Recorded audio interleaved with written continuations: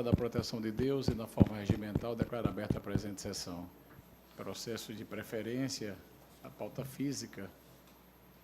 Tenho 16, com ação rescisória, da relatoria do desembargador Amilcar Maia. Sustentação oral do doutor Marcelo Henrique de Souza Torres. Se estiver em mesa, desembargador Amilcar, pode identificar, relatar e votar. Já em mesa. Agora o doutor Marcelo fala pelo autor, não é isso? Isso. Só para fazer a referência aqui, como já disponibilizado anteriormente, o voto é pela procedência da rescisória. Há algum destaque? O voto do desembargador Amilcar está disponibilizado pela procedência, já com antecedência de praxe aqui na Corte. Se há algum destaque, se há algum esclarecimento a ser feito, todos acompanham. Então, doutor, dispensada, agradeço a compreensão, está proclamado o termo do voto do relator. Tem uma segunda preferência aqui, é o 20 da pauta dos processos físicos. É uma ação penal originária, que é denunciante do Ministério Público do Estado e denunciado Isaías de Medeiros Cabral. O advogado é o doutor Fabrício Feliciano. O relator é o doutor desembargador Gilson Barbosa. Se tiver em mesa, desembargador, pode. Está em mesa, sim.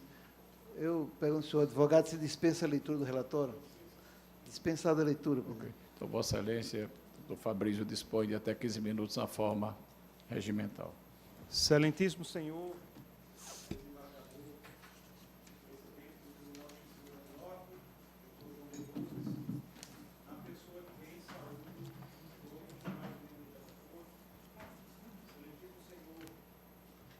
procurador de Justiça, presente essa sessão, senhores serventuários, colegas advogados.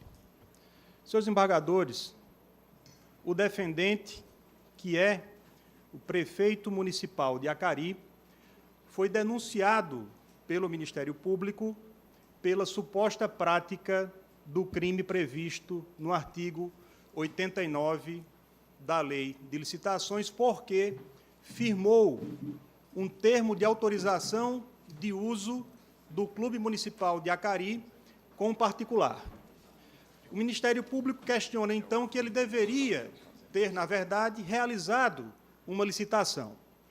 Diz também o Ministério Público que este crime seria formal e que, portanto, não seria necessária a demonstração efetiva do prejuízo causado ao erário.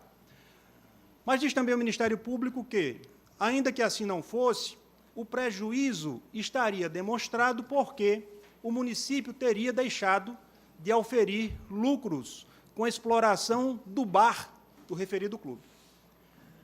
Com todo respeito à acusação, nem o delito do artigo 89 se trata de um crime formal, nem é atividade fim do município a exploração de um bar.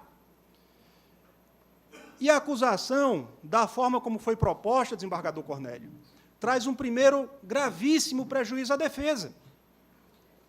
É que se o acusado tivesse a intenção, se fosse de conveniência da sua defesa, reparar esse dano para se valer do benefício legal previsto no artigo 16 do Código Penal, segundo o qual, reparado o dano ou restituída a coisa por ato voluntário do agente, antes de recebida a denúncia, nos crimes praticados sem violência ou grave ameaça à pessoa, a pena será reduzida de 1 a 2/3. E a defesa não pode se valer desse benefício simplesmente porque a denúncia é manifestamente inepta ao não indicar qual foi o dano efetivamente causado pelo acusado ao município de Acari.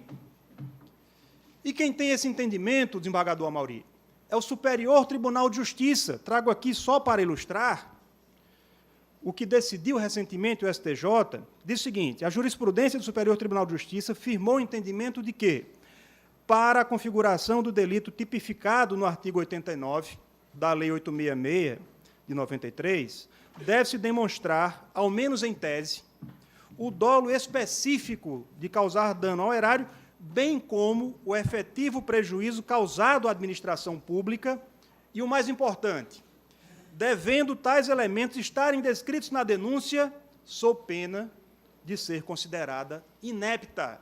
E o STJ trancou esta ação penal pela inépcia da denúncia, me refiro ao RHC 87.389 do Paraná, quinta turma, relator ministro Ilan Paciornik, publicado em 6 de outubro de 2017. E este fundamento guarda uma estreita relação com a segunda tese da defesa, que é a de ausência de justa causa por inexistência da prova da materialidade do crime.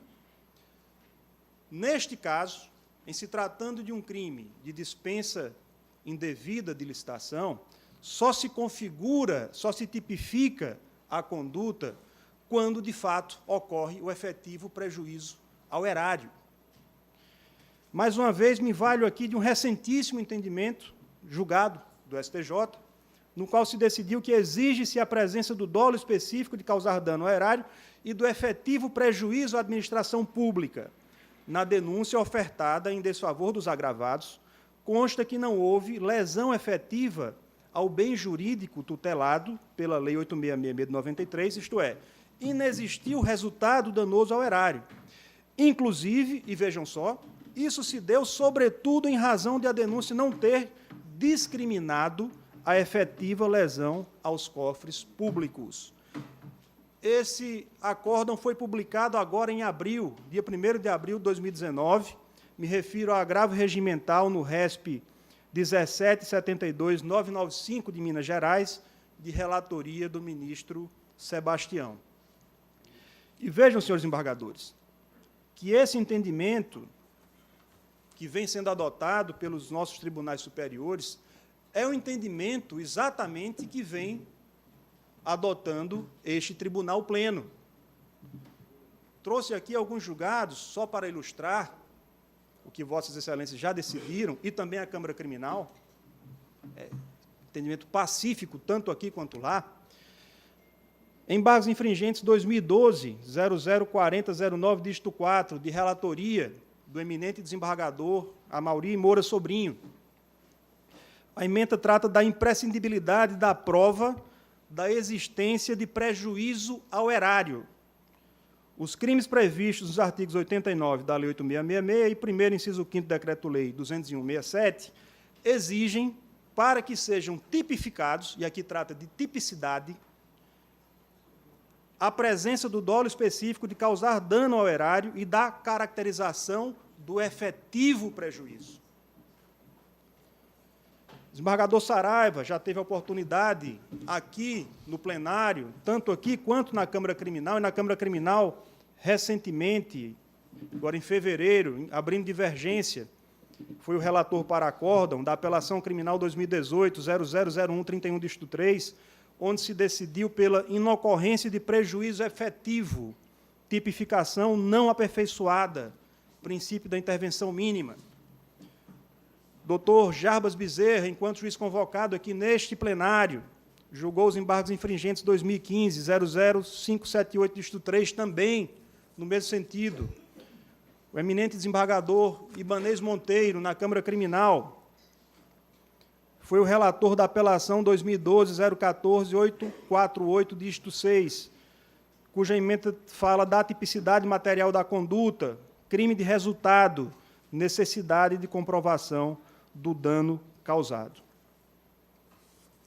Portanto, senhores desembargadores, não há definitivamente nenhuma dúvida de que o delito previsto no artigo 89 da Lei 8.666 é um crime material e que, portanto, para sua configuração é imprescindível a demonstração efetiva do dano causado ao erário.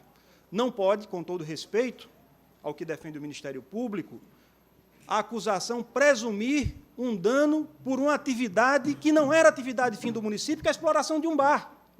Com todo respeito. Isso encerra causa de rejeição da denúncia. Poderíamos até imaginar que surgiria uma discussão se não seria necessária a instauração da ação penal, o recebimento da denúncia, para que essa discussão fosse travada no âmbito da instrução processual, mas não. O artigo 395, incisos 1 e 3, o artigo diz expressamente que a denúncia deverá ser rejeitada nos casos em que a denúncia for manifestamente inepta e em que não houver justa causa para a instauração da ação penal. E este artigo está previsto, aplicando aqui por analogia ao rito especial, antes da decisão que recebe a denúncia, como também o artigo 6º da Lei 8.038 é expresso ao prever que este tribunal decidirá sobre a rejeição ou não da denúncia neste momento, exatamente aqui, antes de recebê-la. Como se trata de uma causa expressa no Código de Processo Penal, deve, portanto, a denúncia ser rejeitada, seja pela inépcia flagrante da denúncia, seja pela absoluta ausência de justa causa. Mas, ainda que assim não fosse, desembargador Vivaldo, há uma outra tese muito forte que deverá evitar o recebimento da denúncia.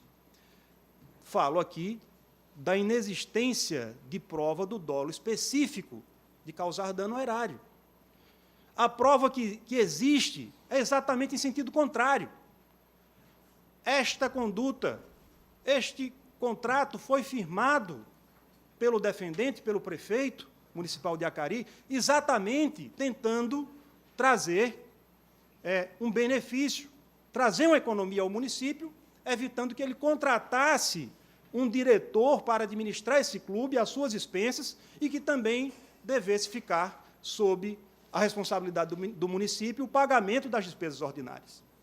É o que consta no contrato, que diz o seguinte: considerando que, diante da profunda crise financeira enfrentada pelo município de Acari, não nomeou o município nenhuma pessoa para o cargo em comissão de diretor do Municipal Clube de Acari, nos termos do artigo 10.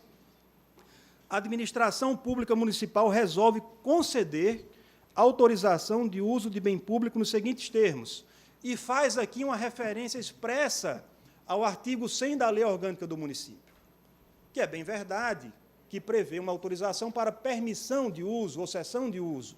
Havia aqui uma divergência jurídica entre este termo com a autorização de uso. Mas o artigo 75 da Lei Orgânica do Município também prevê a possibilidade de o município firmar com o particular um termo de autorização de uso.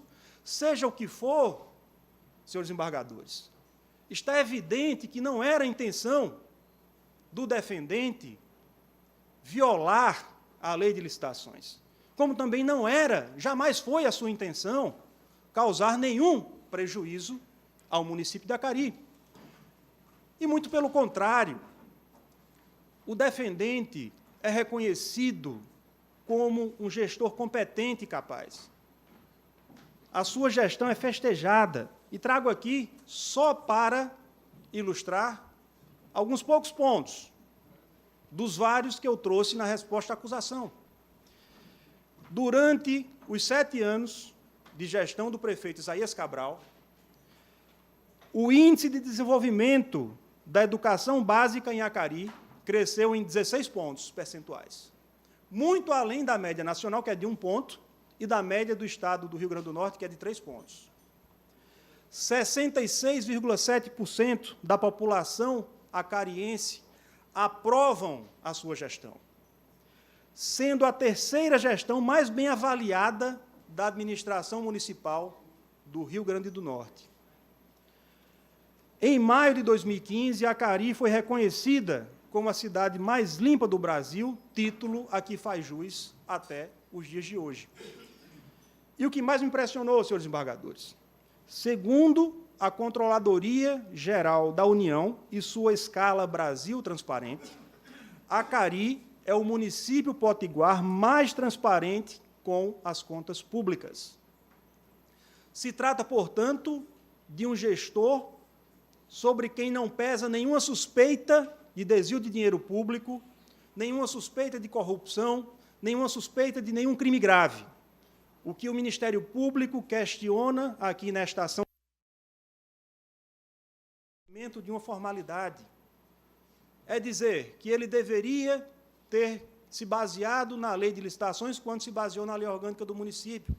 Mas não se pode, com todo respeito, exigir de um homem médio que não tem conhecimento jurídico que compreenda que aquele caminho jurídico que ele elegeu estava errado a ponto de transpor a barreira da esfera penal. Se existiu aqui alguma irregularidade, e eu entendo que não existiu, mas ainda que tivesse existido, se trataria, a toda evidência, desembargador Expedito, de uma irregularidade administrativa, quando muito, ou a ser discutida no âmbito civil. Tornar réu, numa ação penal, um gestor com essa capacidade, com essa competência e com essa lisura, simplesmente porque descumpriu uma formalidade, se esquecendo do Ministério Público, do ônus que uma ação penal instaurada por si só acarreta na vida de qualquer cidadão, com todo respeito, seria algo absolutamente desproporcional ao que está sendo apurado aqui neste caso. Então, firme nestas premissas, nestes fundamentos, eu peço respeitosamente a Vossas Excelências que rejeitem a denúncia, seja pela inépcia flagrante da inicial, seja pela absoluta ausência de justa causa, ou subsidiariamente que absolvam sumariamente o defendente, por analogia à regra prevista no artigo 397, inciso 3 do Código de Processo Penal, ou então que julguem improcedente a acusação, por não depender da produção de nenhuma outra prova, como prevê o artigo 6º da Lei 8.038, de 1990. Muito obrigado pela atenção dos senhores. É com a palavra o eminente relator. Trata-se de ação penal originária proposta pelo Ministério Público em desfavor de Isaías de Medeiros Cabral, prefeito municipal de Acari, pela suposta prática do crime tipificado no artigo 89, caput, da Lei 8.666. Em síntese, aduz o Ministério Público que o negócio jurídico realizado entre o município de Acari e o particular Marcos Fábio Freire, ou seja, autorização de uso para explorar economicamente o Municipal Clube Acari, infringiu a Lei 8.666, uma vez que não se enquadrou como dispensa ou inexigibilidade de licitação, tornando-se, ao revés, mecanismo de favorecimento à pessoa com quem o chefe do Poder Executivo Municipal possui relação de compadrio. De outro lado, o denunciado requer a rejeição da inicial acusatória por dois motivos: flagrante inépcia e completa ausência de justa causa, nos termos dos incisos 1 e 3 do artigo 395 do Código de Processo Penal, ou, no caso de recebimento, a sua absolvição sumária, conforme o artigo 397, inciso 3º do mesmo Código de Processo Penal. Pois bem, é certo que o tratamento processual dado ao recebimento ou não da denúncia, queixa, está previsto no Código Processual Penal, em seus artigos 41 e 395.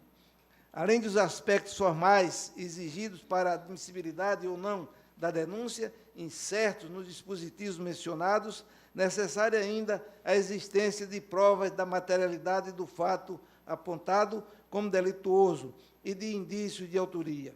O artigo 41 do CPP exige que a inicial contenha a exposição do fato criminoso com todas as suas circunstâncias, a qualificação do acusado ou esclarecimentos pelos quais se possa identificá-lo, a classificação do crime e, quando necessário, o rol das testemunhas. Todavia, acrescidos aos requisitos expostos, imprescindível afastar, no caso concreto, as hipóteses de rejeição da denúncia apresentadas pelo artigo 395 e os parágrafos 1, 2 e 3 do CPP, quais sejam inépcia manifesta, ausência de pressuposto processual ou condição para o exercício da ação penal e ausência da justa causa para o exercício da ação penal, respectivamente. Prima facie, observa-se não ser possível enquadrar a petição inicial de folhas 2 a 7 como inepta, uma vez que o autor, de forma clara, objetiva e concatenada, expôs os fatos e circunstâncias que supostamente relacionam a conduta do denunciado ao tipo penal esculpido no artigo 89, caput, da Lei 8.666. Também é factível o preenchimento dos pressupostos processuais, visto que presentes requisitos necessários para a existência, nascimento ou validade da relação processual, para que siga regularmente. Quanto às condições da ação, sabe-se que o Ministério Público é parte legítima para a propositura deste tipo de demanda. Ademais, notório o interesse de agir do órgão ministerial, por consectário lógico, pois, em atenção ao princípio do devido processo legal, revela-se a propositura da ação a ser necessária, adequada e útil para que se realize exame de mérito quanto às imputações feitas contra o prefeito de Acari. Sobre a possibilidade jurídica do pedido, nessa seara, não se deve confundi-la com a justa causa, que se identifica com a existência de indícios razoáveis de autoria e materialidade e o caráter fragmentário da intervenção penal. Compulsão dos autos, não obstante as alegações do acusado, conforme petição de folhas 99 a 119, é possível vislumbrar, neste momento de cognição perfunctória, indício de irregularidade na celebração do termo de autorização de uso número 01/2016, que permitiu, sem licitação, a exploração econômica do bem público municipal. Além disso, imputa-se a prática do delito previsto no artigo 89 da Lei de Licitações, com base nos indícios de autoria e na materialidade constatados no procedimento investigatório criminal número 058/2017, que apresenta cópia do termo de autorização, Lei Orgânica Municipal, oitiva dos envolvidos, prestação de contas do clube, o que afasta a ocorrência de qualquer uma das hipóteses de rejeição da denúncia, incerta no artigo 395 do CPP. Por outro lado, quanto às alegações do denunciado, no sentido de inexistente prova de materialidade, travestido na mera especulação do prejuízo e ausência de dolo, aliada à demonstração de aproveitamento do Municipal Clube de Acari pela Prefeitura, imperiosa análise no decorrer da presente ação penal, porquanto matérias eminentemente meritórias, estando afastadas as hipóteses previstas no artigo 397 do CPP. Em recente julgamento proferido por este tribunal, e faço aqui uma citação da relatoria do desembargador Glauber Rego, que me abstenho de ler, porque tornaria bem cansativo. Continuo eu. Ademais, o julgado que segue atesta que, além de cumpridos os requisitos formais do recebimento da inicial acusatória, somente é possível aferir a ocorrência de dolo na conduta do agente na instrução da axio penal. Em verbis, faço uma citação aqui, que também me abstenho de ler para não cansá-los. Continuo.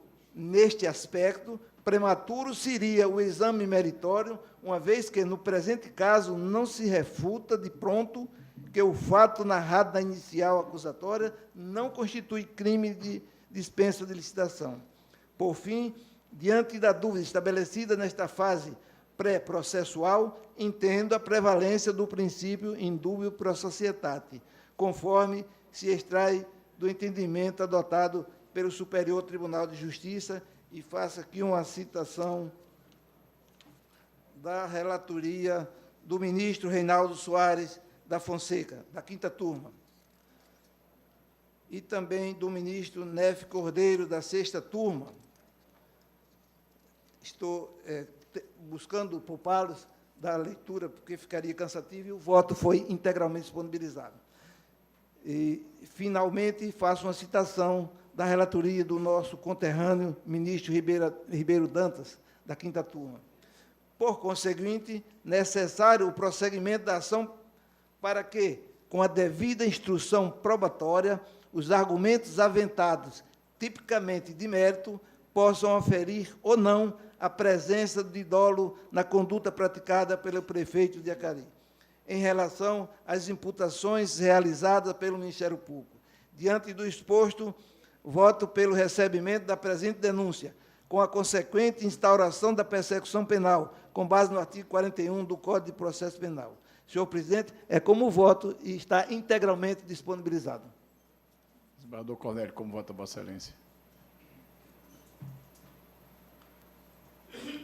em relação à ação penal, acho que a gente deve analisar assim com mais detalhe, né, para o recebimento, para que não se banalize o recebimento da ação e traga um constrangimento para a parte que é denunciada. No caso aqui dos autos, foi uma cessão de um bem público, né, um clube, e nós temos decidido aqui, com raras exceções, mas quase todos entendem assim, que nesses casos é preciso ficar comprovado o efetivo prejuízo ao erário.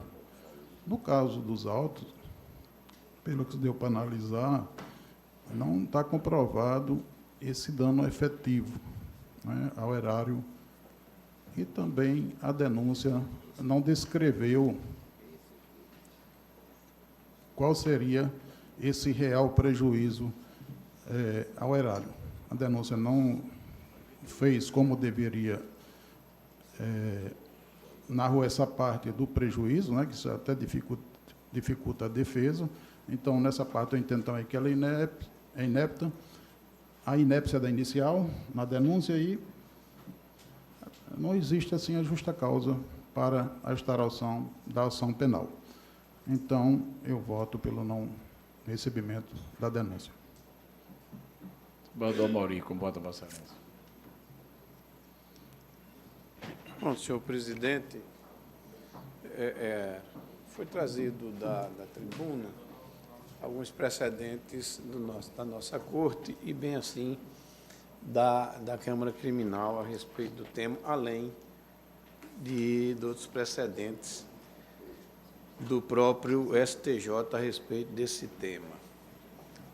Foram distribuídos memoriais, nos quais se traz também à colação algumas decisões, inclusive da minha lavra.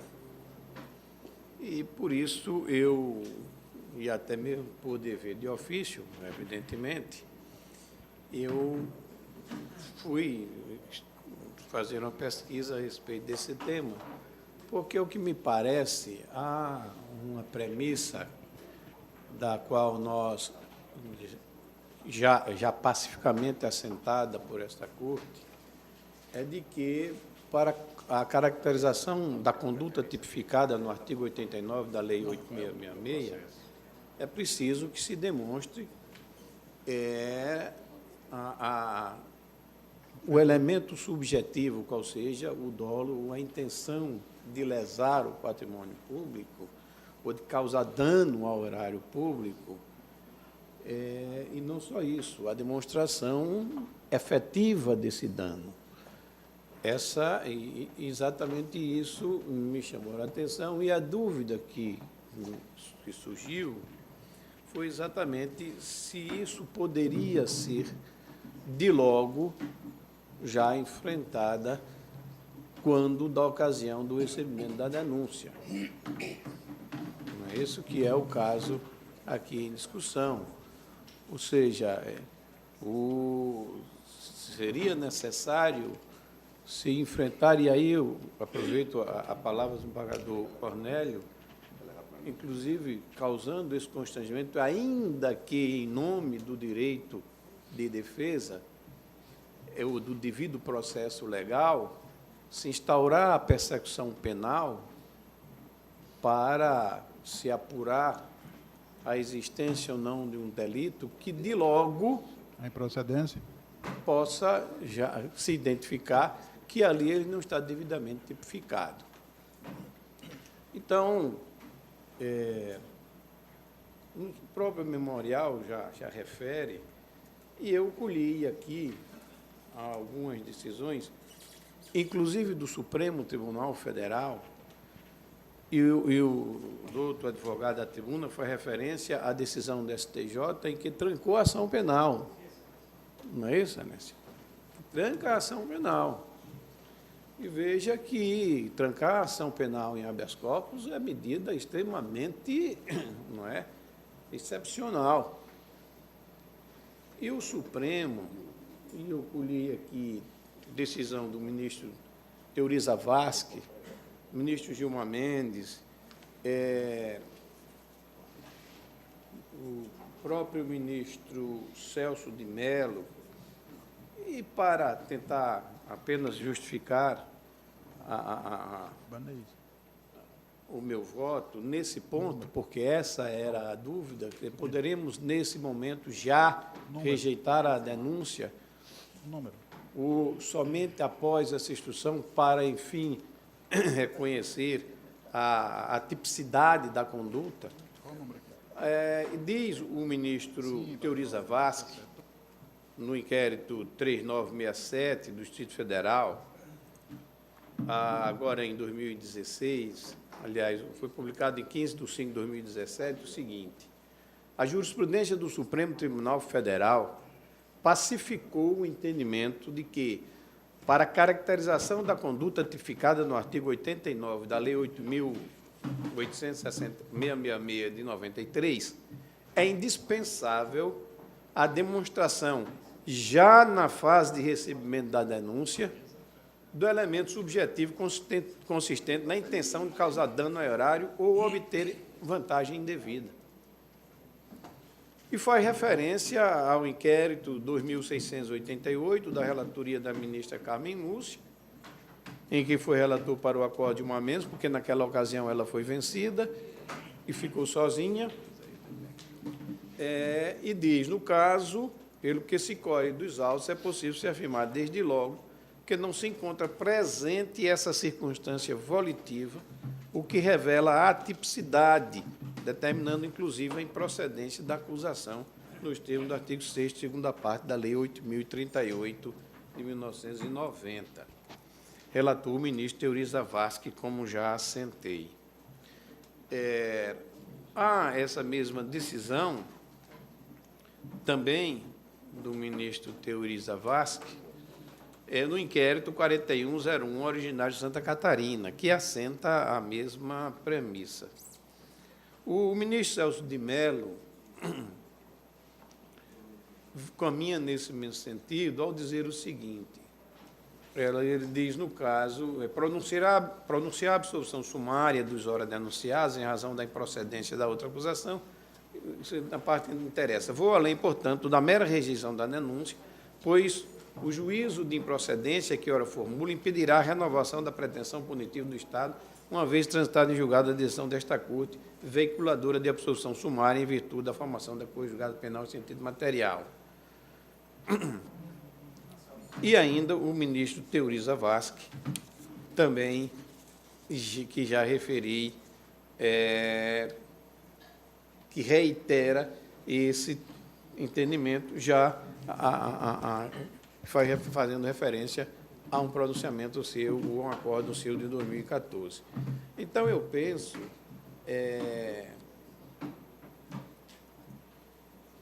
que a dúvida que me assomou no primeiro momento restou dirimida até mesmo pela orientação jurisprudencial do próprio Supremo Tribunal Federal, no que é, por evidente, acompanhada pelo próprio Superior Tribunal de Justiça. E eu colhi também várias decisões do STJ, recentes, inclusive, nesse sentido, aplicando exatamente a tese de que é possível, sim,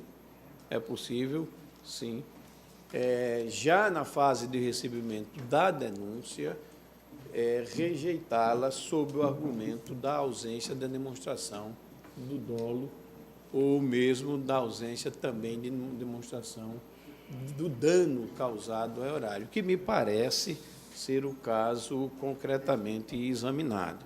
Por isso, senhor presidente, senhor relator, com todas as vênias, eu vou aqui acompanhar a divergência inaugurada pelo desembargador Cornélio. É como voto, senhor presidente. Desembargador, Eu já cheguei com o julgamento. Não vou votar. Desembargador Cláudio também Então, já chegou. desembargador, seria pela Rejeição da denúncia. rejeição da denúncia, né? Não o caso de improcedência Desembargador Cláudio liminar também da ele acusação. chegou, já Rejeição da estava denúncia. não estabilizado. Ainda que... Desembargador Expedito. Divergência. Desembargador Vivaldo. Como vota Vossa Excelência? Excelência, pedindo venha. Desembargador Saraiva. Senhor presidente, eu também acompanho a divergência. Naturalmente, essa matéria é conhecida desta Corte e também da Câmara Criminal. E seus vários enfrentamentos, excepcionalmente, desaguam para a produção de provas. A matéria foi bem esgotada pelo eminente desembargador Cornélio, que abriu a divergência, secundada pelo desembargador Amauri. Mas é bom que se registre, pelo menos o que foi dito aqui pela Câmara Criminal, através do desembargador Glauber Rego, uma apelação criminal recente, agora julgada em 2018, quando ele disse que o delito do artigo 89 é de dano ou resultado. Não se pune a mera conduta, ainda que reprovável, de deixar de adotar a ilicitação. Quando diz conduta reprovável por deixar de adotar a licitação, nós partimos para toda a jurisprudência, a partir do Supremo e o STJ, onde diz que é mera irregularidade, não podendo, por isso, nem configurar ato improbo. Nós não podemos esquecer que está se julgando aqui a permissão de uso previsto na lei orgânica do município, o artigo 100, onde o prefeito exercitou essa legislação, e que a jurisprudência agora dominante, ultimamente, aqui do ministro Og Fernandes, onde ele diz permissão/concessão de uso de bem público sem licitação. Quando inexistente a prova do dano ao erário, é o caso, resume-se a mera irregularidade, não podendo nem mesmo configurar ato improbo. Então, por estas razões, eu me recuso a invocar aqui o princípio do indúbio pro societas, que, aliás, está sendo muito questionado recentemente, em detrimento do indúbio pro réu. Este equilíbrio ou desequilíbrio trazido por alguns realmente não condiz com a verdadeira aplicação do direito. Então, respeitosamente ao voto do eminente relator, muito bem discorrido e discutido, mas eu prefiro, senhor presidente, me somar à divergência para rejeitar a denúncia. Desembargador Amilcar, como vota Vossa Excelência? Parece-me que a questão da denúncia teve por base a mera inobservância do dispositivo legal. Não ficou demonstrado qual seria o efetivo prejuízo ao erário. Eu tenho a posição já sedimentada na Corte de todas essas discussões deixar para a instrução processual, mas no presente caso me parece que fica bastante claro que a situação não necessita de maiores discussões a respeito, razão pela qual, senhor, pedindo vênia ao relator, eu vou acompanhar a divergência em parte, mas como, não sei como foi que disse o desembargador Cornélio, ele mudou a situação, mas eu entendo que como a denúncia formalmente ela está apta a ser recebida, eu a recebo, mas no presente situação eu já julgo procedente por não estar tipificado qualquer ilícito na presente situação. Desembargador do Armando, como vota Vossa Excelência?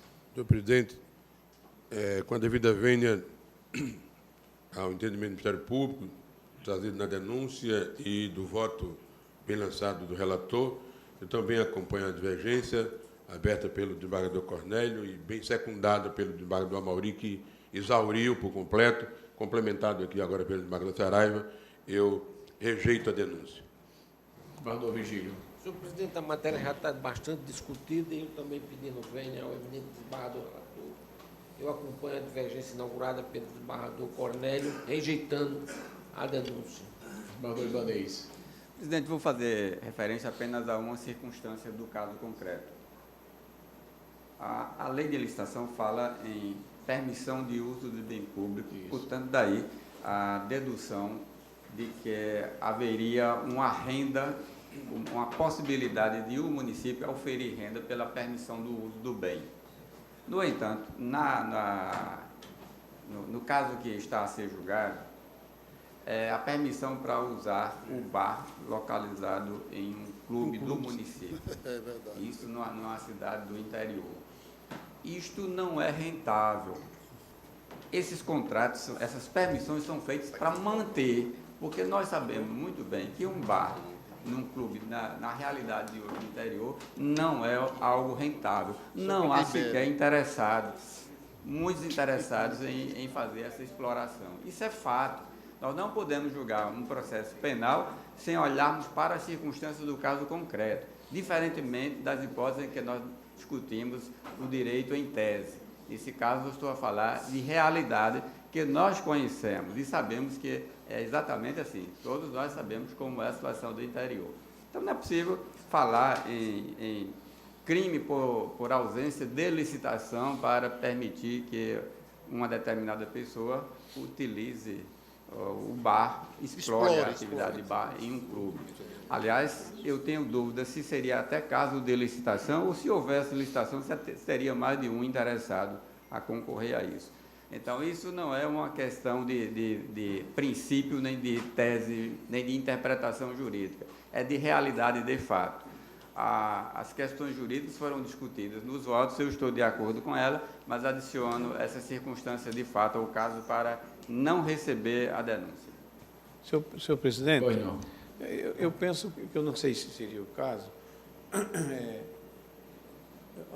porque o desembargador do Amilcar trouxe no seu voto uma questão. Recebimento e improcedência. Eu não sei se o desembargador Cornélio poderia concordar que abriu divergência, porque a dúvida é exatamente essa, se o caso seria de mera rejeição Isso. ou em face, não é?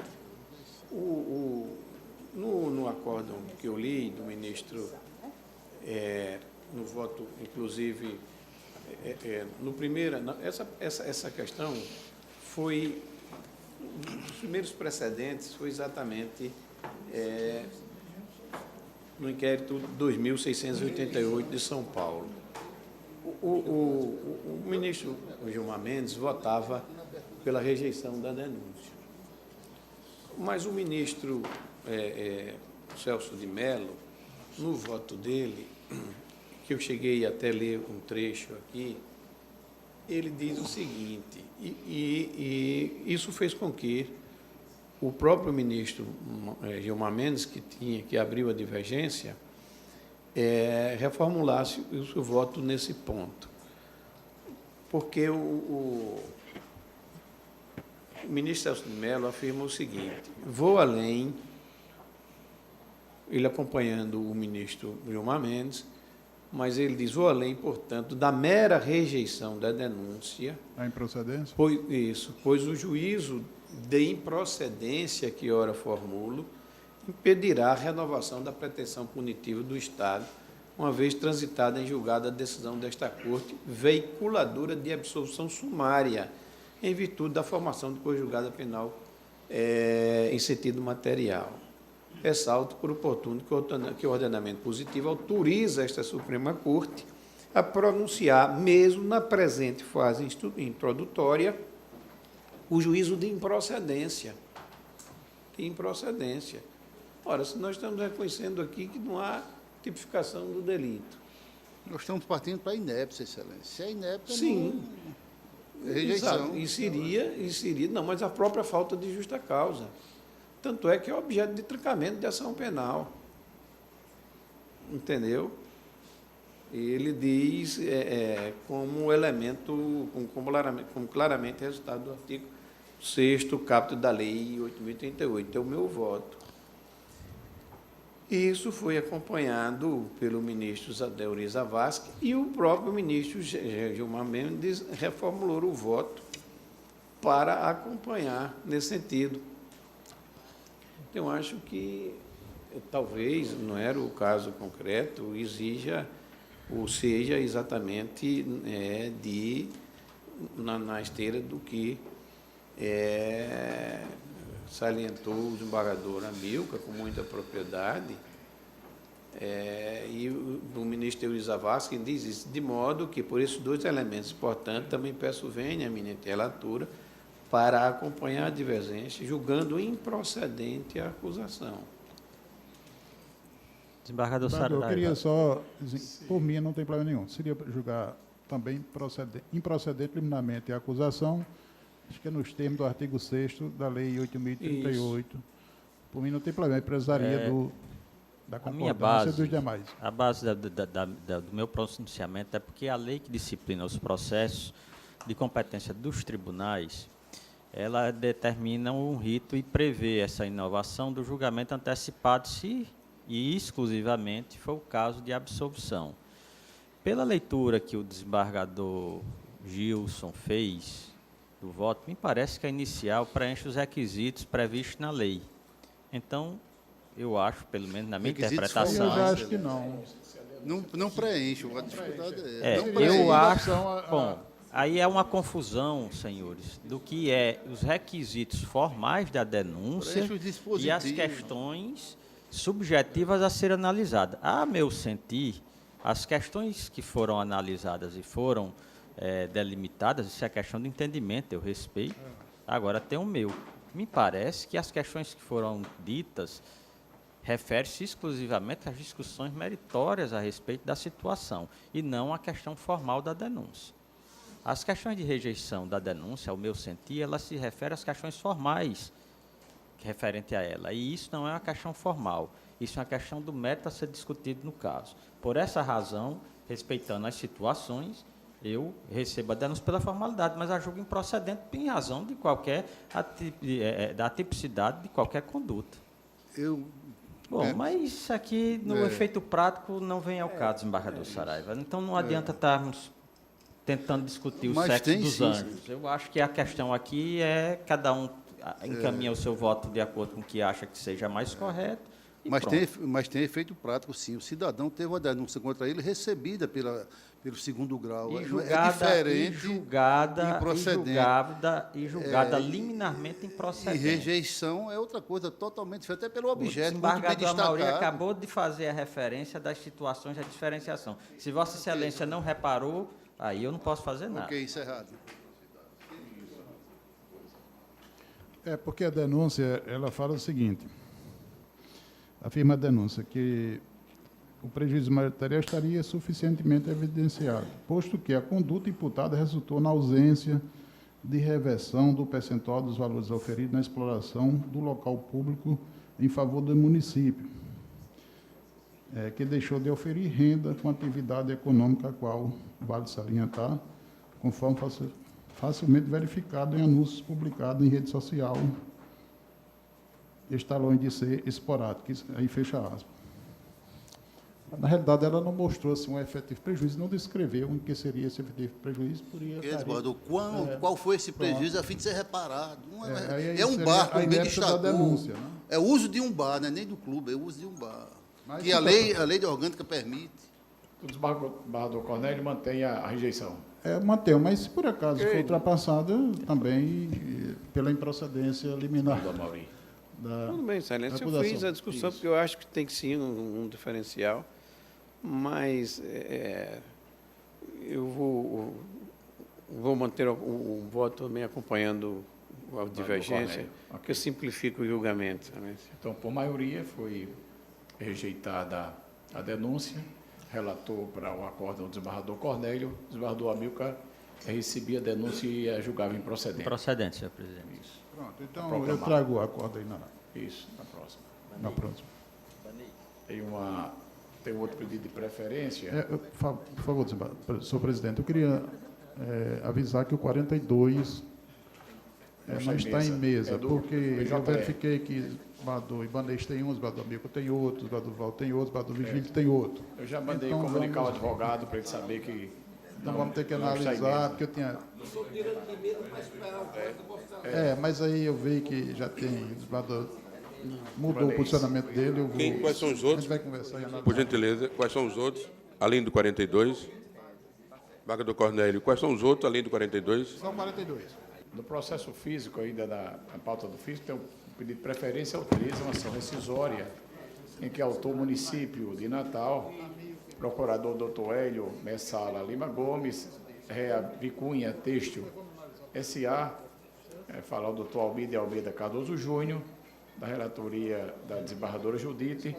Se tiver em mesa, Vossa Excelência pode Os ilustres advogados do procurador dispensam a leitura do relatório. O relatório foi publicizado. Isso. Então, doutor, Vossa Excelência dispõe, na forma regimental, de 15 minutos, está com a palavra. Primeiramente, bom dia aos senhores desembargadores, a todos os servidores e todas as pessoas advogadas aqui presentes. Estamos aqui para fazer a sustentação oral hoje em defesa do município. Fizemos uma ação rescisória no sentido de tratar da questão da possibilidade ou não da divisão da taxa de limpeza pública.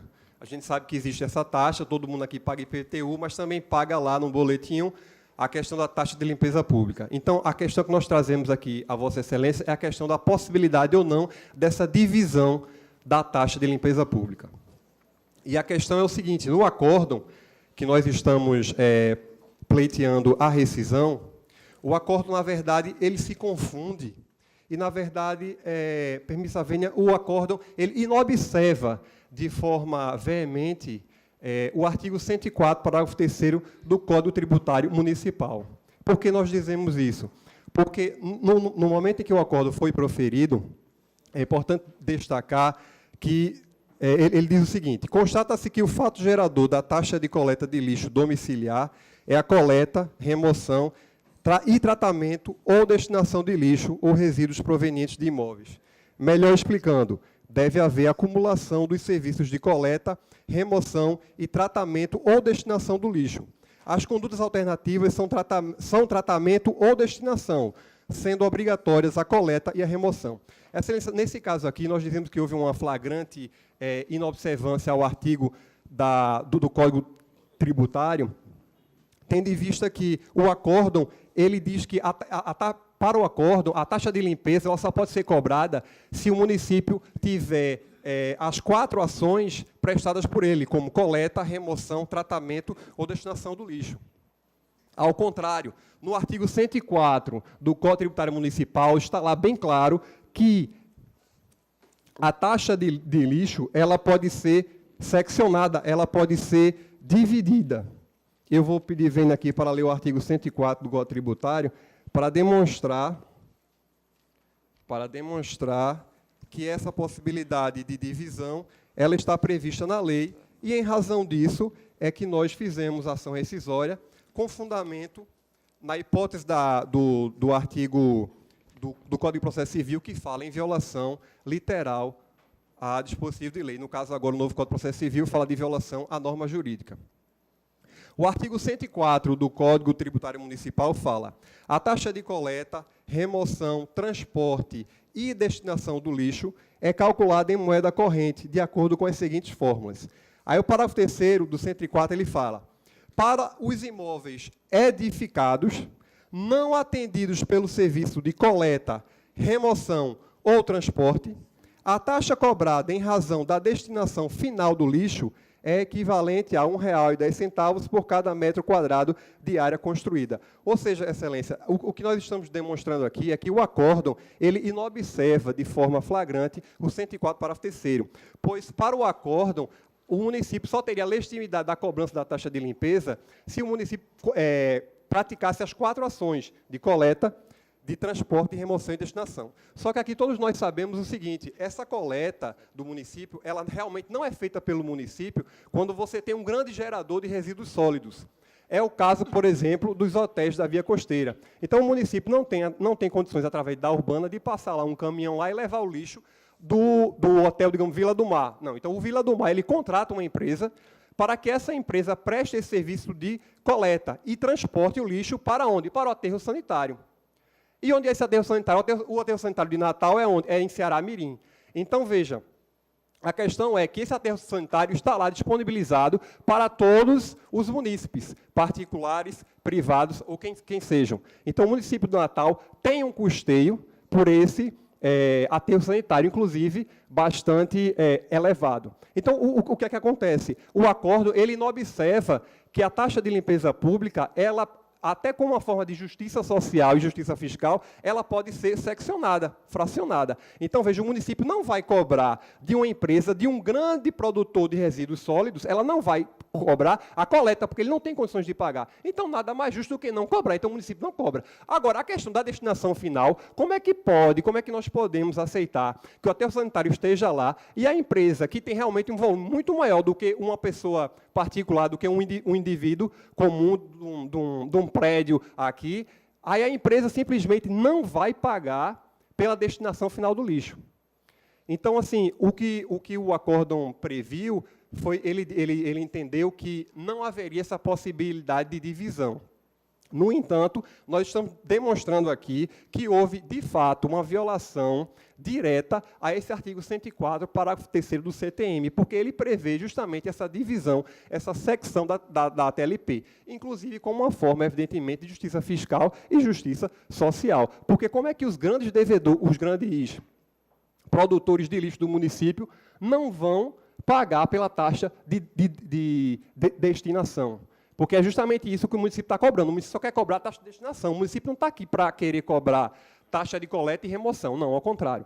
Aí, o que é que a empresa alega? A empresa alega que fez um contrato com uma empresa particular e essa empresa particular ela cobra pela coleta, transporte e tem lá dito no contrato. E destinação final.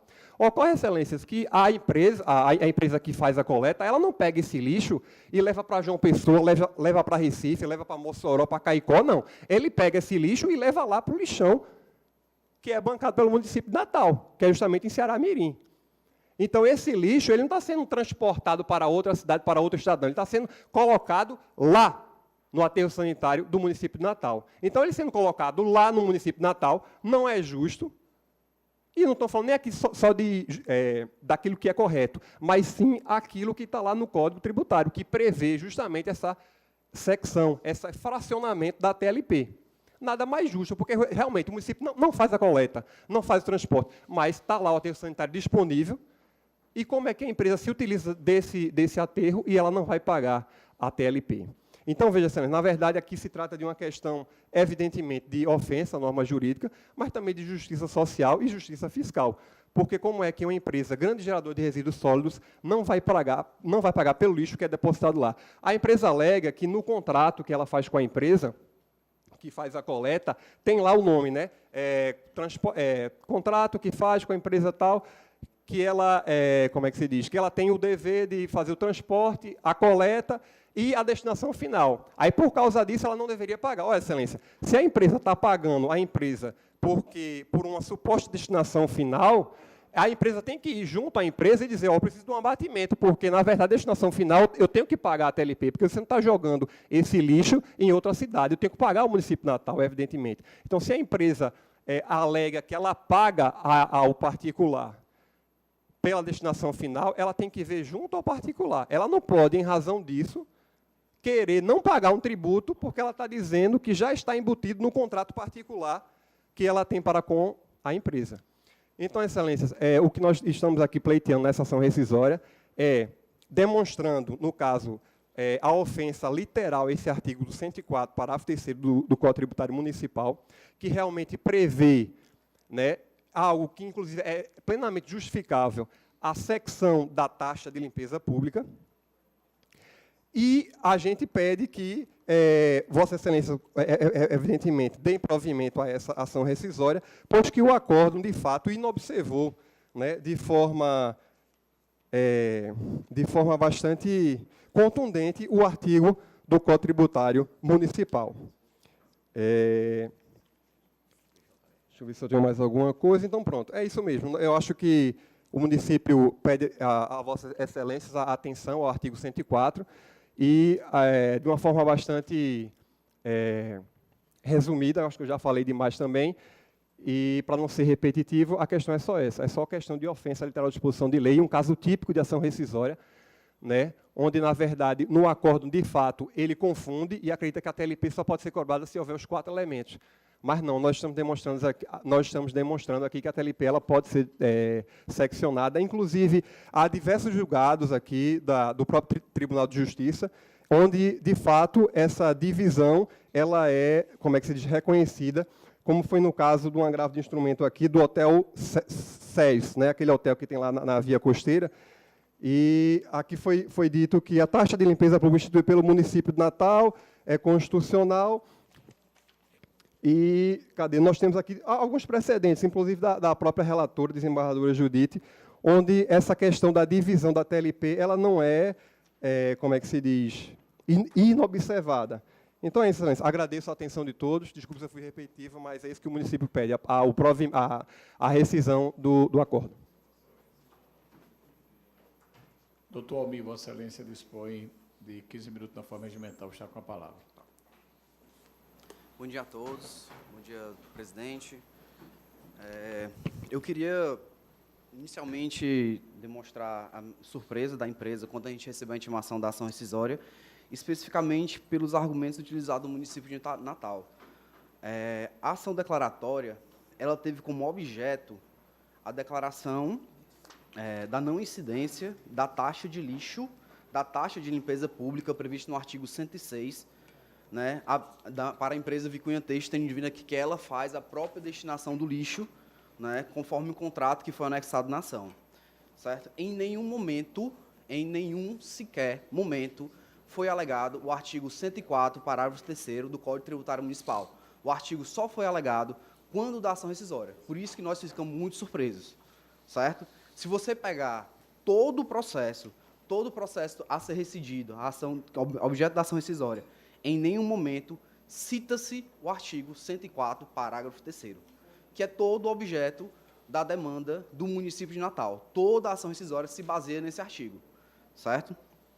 No mais, eu vou seguir com os próximos passos. Certo? Eu queria falar, né, especificamente com relação à alegada ofensa à norma jurídica prevista no artigo 966 do novo Código de Processo Civil, né, que é a hipótese de cabimento da ação rescisória. Né? O artigo fala de violar manifestamente norma jurídica. Eu queria ler para vocês aqui a definição de manifestamente. Segundo o dicionário Aurélio, manifestamente significa aquilo que não pode ser contestado em sua natureza ou existência, flagrante, indiscutível, inegável, declarado, notório, claro, patente e evidente. Eu pergunto a vocês, se um artigo não foi alegado em sede, na sede da ação declaratória, pode ele ser uma ofensa à norma jurídica, uma ofensa de forma manifesta, uma ofensa de forma flagrante, indiscutível, inegável, declarado, notório, claro, patente e evidente? É óbvio que não, certo? Então, não obstante, né, o município alega também violação ao princípio da igualdade, né, e aí eu pergunto a Vossas Excelências, que é realmente o argumento que ele mais se ateve, é justo um prédio, um contribuinte residencial como vocês, pagar a taxa de lixo e a empresa, a Vicunha, não pagar a taxa de lixo? Eu não sei. Eu julgo, não sei os senhores, eu julgo que sim. Por quê? O princípio da igualdade fala claramente que é tratar os iguais de forma igual e os desiguais de forma desiguais. A Vicunha, ela paga pela coleta e destinação do lixo. Aonde esse lixo vai ser destinado, ela não sabe. O contrato versa que ele vai coletar e vai destinar o lixo. Pode ser no aterro do município de Natal, pode ser no aterro do município de Fortaleza, pode ser no aterro no Rio Grande do Norte, pode ser qualquer aterro. Isso a gente não tem um controle, isso a gente não sabe de forma específica aonde vai ser descartado esse lixo, de acordo com o nosso contrato. O nosso contrato é para que seja descartado o lixo. E o município proíbe expressamente, né, na lei orgânica dele, que a empresa de coleta faça esse recebimento desses resíduos, que ela faça a coleta desses resíduos. Então, como é que ele quer me igualar a um contribuinte de residencial que paga a taxa de lixo, que tem um serviço de caminhão na porta, quando eu não tenho porque a lei me proíbe? Eu sou desigual. O princípio da igualdade versa isso. Eu sou desigual perante a lei. Eu não posso ser tratado como os outros. Então, não cabe aqui qualquer alegação com relação ao princípio da igualdade.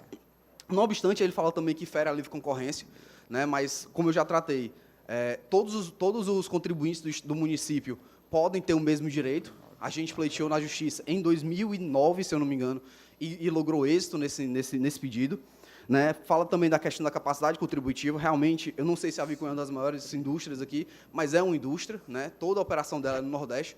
Por quê? Porque opção deles, porque eles querem. A gente sabe que não tem mais algodão aqui no Nordeste. Na época que tinha, eles mantinham a empresa, porque a produção de algodão era aqui. Hoje o algodão ou é importado ou é produzido no Sul e no Sudeste. Então vem para cá para ser industrializado, para voltar para o Sul e do Sudeste.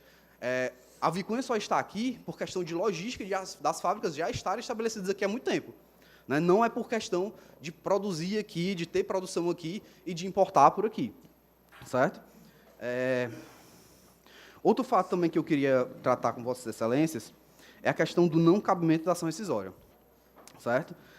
Primeiro, pelo fato, né, de não ter sido alegado o artigo 104, parágrafo 3º, em toda a sede da ação declaratória, né, realmente não foi tratado. O município até tenta dizer que foi tratado na réplica. Né, deixa eu até pegar aqui para os senhores. Eles falam que, mesmo, na sentença, por exemplo, mesmo sendo a coleta e remoção realizada por terceiros, né, conforme reconhecido na decisão, a taxa de limpeza é dividida em coleta e destinação, né, mas ele não fala, não tem, em qualquer momento, citado o artigo 4º, parágrafo 3º. Não há essa citação desse artigo em momento algum, certo? No mais, eu queria também deixar registrado que o nosso entendimento é que o artigo 104, parágrafo 3º, ele é inconstitucional por 2 motivos. Primeiro, ele traz uma base de cálculo própria de imposto, no caso o IPTU. Né? Se vocês lerem, como ele leu, na verdade, como o procurador do município leu, né? O artigo 3º, ele fala especificamente que o parágrafo 3º do artigo 104, né? Ele fala especificamente que para imóveis edificados não atendidos pelo serviço de coleta, remoção ou transporte, a taxa cobrada em razão da destinação final do lixo é equivalente a R$1 por cada metro quadrado da área construída. Ou seja, a mesma base de cálculo do IPTU. Certo? E como sabemos, é simulado, é uma questão pacífica nos tribunais superiores, a impossibilidade do tributo ter a mesma base de cálculo de imposto. Especialmente a taxa de lixo por ser uma taxa. Né? Não obstante, né, eu queria deixar registrado também aqui que a inépcia da inicial, né, teoricamente seria uma questão preliminar, mas o novo CPC permite a gente alegar a qualquer tempo e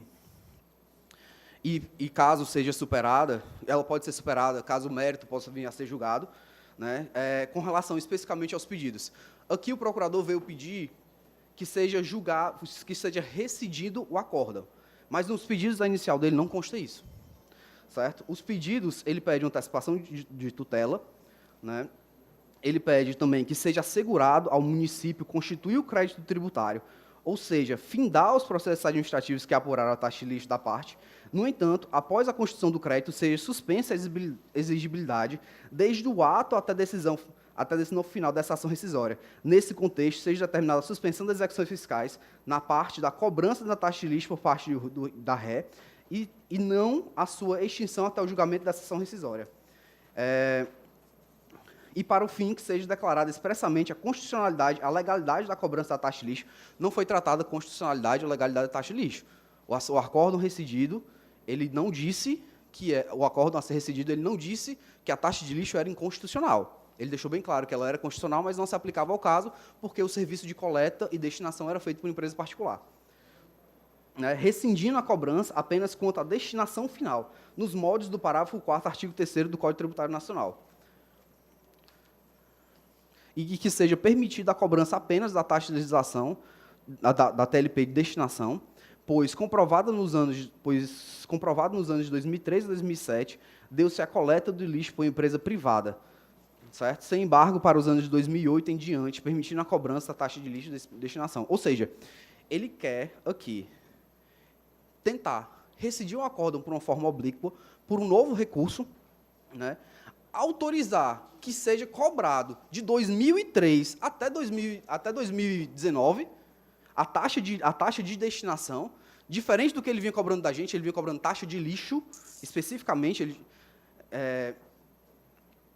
e ainda que sejam suspensas as ações fiscais, que já estão suspensas por parte deles, eles estão cobrando a gente, mas eles mandam a cobrança, mas eles já mandam com exigibilidade suspensa, dizendo que é por conta da ação rescisória, então eles estão descumprindo a decisão de primeiro grau, a decisão já transitada no julgado. A gente não fez questão, porque a gente tem um relacionamento, A gente preza por um relacionamento muito bom com o município, já que a gente está aqui há muitos anos, né?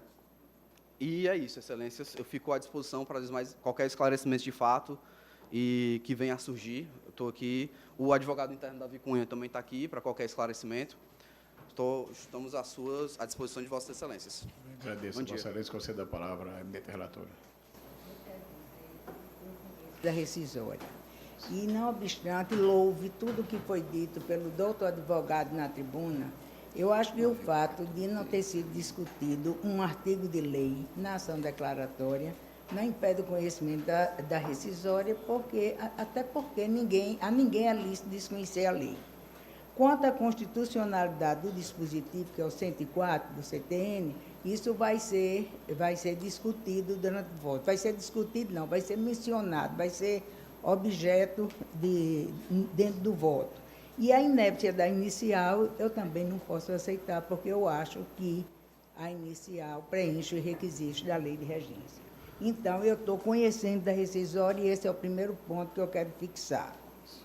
E eu não li o relatório, porque já constava, meu voto já foi disponibilizado com antecedência, e eu consigno que, conforme relatado, observa-se que a sentença proferida pelo juiz de direito da primeira vara de execução fiscal municipal e tributária da comarca de Natal reconheceu a constitucionalidade, legalidade da cobrança da TLP, taxa de limpeza urbana, na hipótese tratada naqueles autos, mantendo a integralidade dos créditos tributários relativos a tal exação, reconhecendo ainda a constitucionalidade e legalidade da taxa de licença prevista no CTM, Código Tributário Municipal, inclusive no que tange à sua renovação anual, afastando apenas a possibilidade de cobrança da taxa de licença referente aos exercícios 2006, 2007 e 2008, por ausência de fato gerador, decisão que foi confirmada, a princípio, pelo desembargador relator da apelação civil, número 2009-0055-954, ao decidir monocraticamente, com base no artigo 557 cap do Código de Processo Civil, então vigente, pela negativa de seguimento ao recurso da empresa autora, ora demandada, e pelo provimento da remessa necessária, reformando a sentença apenas para acrescer ao dispositivo o registro de constitucionalidade também da cobrança da taxa de licença de localização e funcionamento. Entretanto, ao julgar, também monocraticamente, os embargos de declaração opostos em seguida, o referido relator acolheu o recurso da Vicunha Têxtil S.A., emprestando-lhe efeitos modificativos para declarar a ilegalidade da cobrança da taxa de coleta de lixo domiciliar em relação às circunstâncias específicas dos autos, por entender que estaria demonstrado na hipótese que o município não disponibilizou o serviço de coleta e remoção do lixo produzido pela empresa em questão, decisão que acabou sendo confirmado no julgamento do agravo interno, com parcial modificação apenas em torno da definição dos ônus da sucumbência, tornando-se o dispositivo decisório rescindendo, uma vez não mais alterado pelos sucessivos recursos interpostos e devidamente transitados em julgados. Destaque-se de início que o objeto da insurgência rescisória repousa unicamente nessa declaração de legalidade da cobrança da taxa de coleta de lixo, nos termos detalhadamente relatados mais acima. Por outro lado, em que pese tem umas partes travado confronto argumentativo, no que tange à constitucionalidade das exações em referência, entendo que essa matéria é alheia à rescisória, uma vez que tal aspecto é que surge dos autos como incontroverso. A própria decisão rescindenda confirma que as taxas previstas no Código Tributário Nacional seriam constitucionais e válidas, não havendo interesse processual por parte do município, nem tampouco razoabilidade no enfrentamento, em sede de demanda rescisória, de inconstitucionalidade normativa alegada na contestação, sob pena de tratá-la como verdadeira peça reconvencional. Outro sim, A constitucionalidade da exação já foi assentada pelo Supremo Tribunal Federal em sua súmula vinculante número 19. Sobre o objeto dessa demanda, definido nos termos acima deduzidos, é preciso afirmar que não existe, diversamente do que aduz a demandada, inovação processual na sustentação municipal da possibilidade de cobrança fracionada ou isolada da taxa de destinação do lixo, uma vez que tal matéria foi claramente objeto da decisão rescindenda e expressamente pontuada nos embargos opostos pela edilidade, julgados na decisão colegiada de folhas. Dito isto, é possível traduzir que a resignação do município, em última análise, reside na definição do fato gerador relativo à taxa de limpeza pública, da qual emanaria a possibilidade, ou não, de cobrança fracionada dessa taxa, em relação aos fatos descritos na norma de regência, coleta, transporte e destinação do lixo. Nesse contexto, entendeu o posicionamento assentado no dispositivo transitado em julgado, abro aspas, que o fato gerador da taxa de coleta de lixo domiciliar é a coleta, remoção e tratamento ou destinação de lixo ou resíduos provenientes de imóveis. Melhor explicando, deve haver acumulação de serviços de coleta, remoção, tratamento ou destinação do lixo. As condutas alternativas são tratamento ou destinação, sendo obrigatórias a coleta e a remoção. Fecho aspas. Entende o autor, por sua vez, que esse posicionamento viola a previsão dos artigos 103 e 104, parágrafo 3º do Código Tributário do município de Natal, normas que permitiriam a cobrança proporcional ou fracionada da taxa pública em face da utilização de apenas um dos serviços públicos descritos, gerando a possibilidade de incidência da chamada TLP, destinação no caso concreto, uma vez que a empresa demandada fez uso do aterro sanitário municipal, destinação final dos resíduos coletados pela empresa privada contratada, não podendo ficar simplesmente isenta da contraprestação específica. Pois bem, examinando tudo que dos autos consta, entendo que a solução do litígio sequer exige a resposta pontual aos diversos questionamentos feitos na decisão que indiferiu a tutela antecipatória, cabendo de pronto o reconhecimento em favor do ente público. É que a decisão cuja rescisão pretende a edilidade foi proferida em manifesta violação da previsão legal dos artigos 103 e 104, parágrafo 3º, do Código Tributário Municipal, normas que merecem a sua leitura em conjunto. Artigo 103. A taxa de coleta, remoção, transporte e destinação do lixo, taxa de lixo, tem como fato gerador a utilização efetiva ou potencial de serviços municipais de coleta, remoção, transporte e destinação final de lixo, domiciliar ou não, prestados ao contribuinte ou postos à sua disposição. Já o artigo 104, que foi reportado na tribuna, a taxa de coleta, remoção, transporte e destinação do lixo, taxa de lixo, é calculada em moeda corrente de acordo com as seguintes fórmulas. Parágrafo 3º.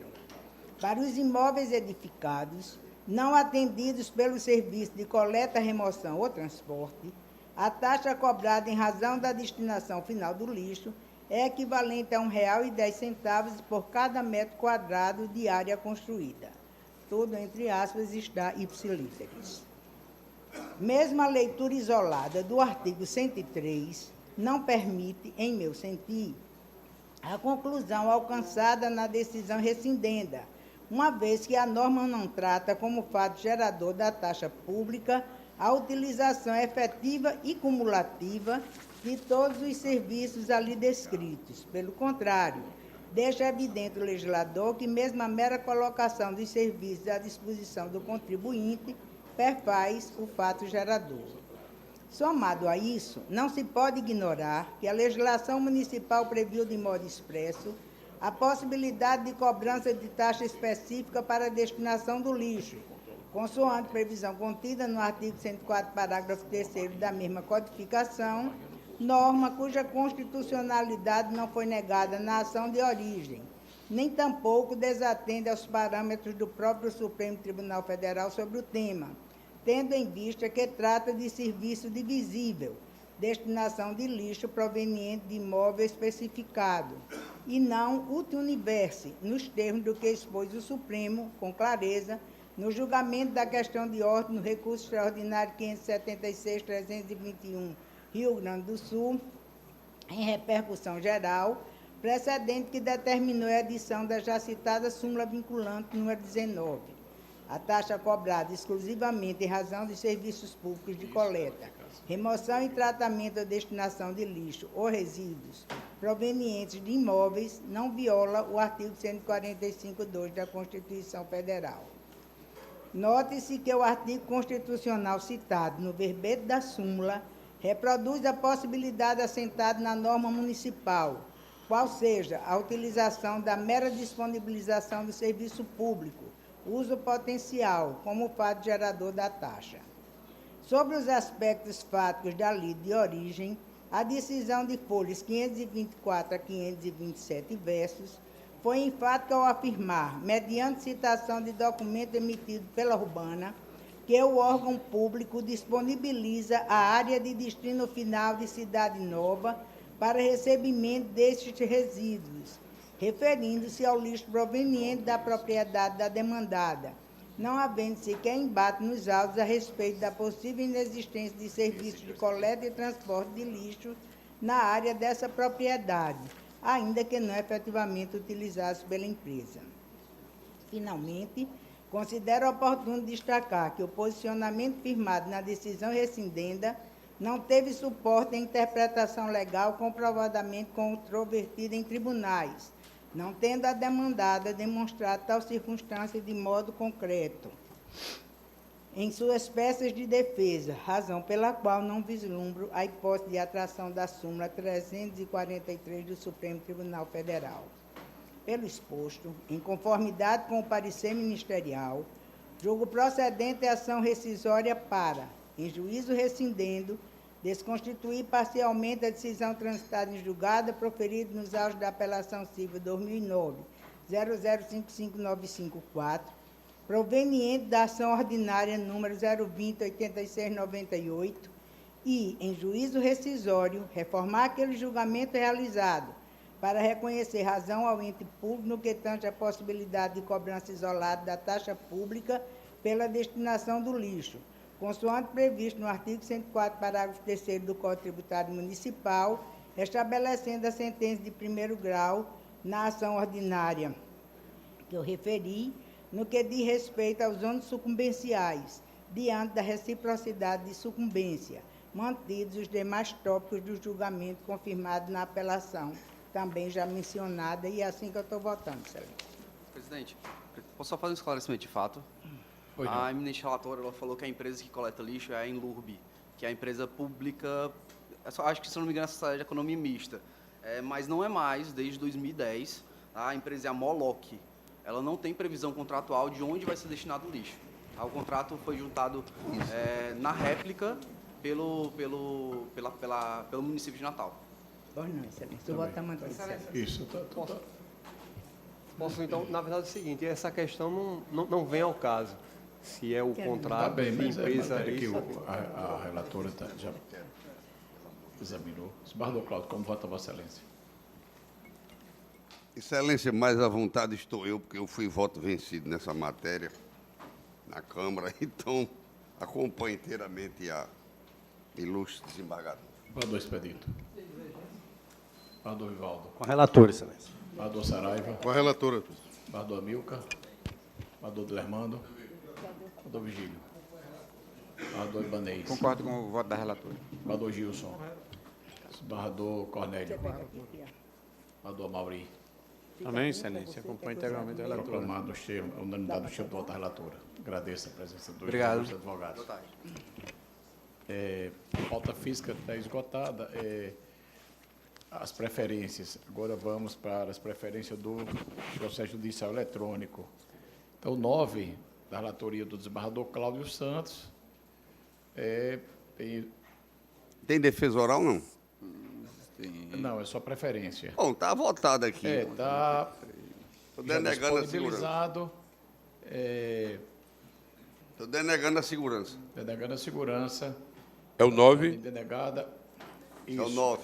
Mandado de segurança, alegação em relação da direito profissional do advogado em razão do indeferimento do Ordens pedido de Advogados do Brasil e Isso. secretário de administração, juiz de direito da 7ª Área Criminal. E é esse mesmo? Então está. Esse é o 9? A preferência da 9. doutora Anne Daniele Medina. Nove do PJE.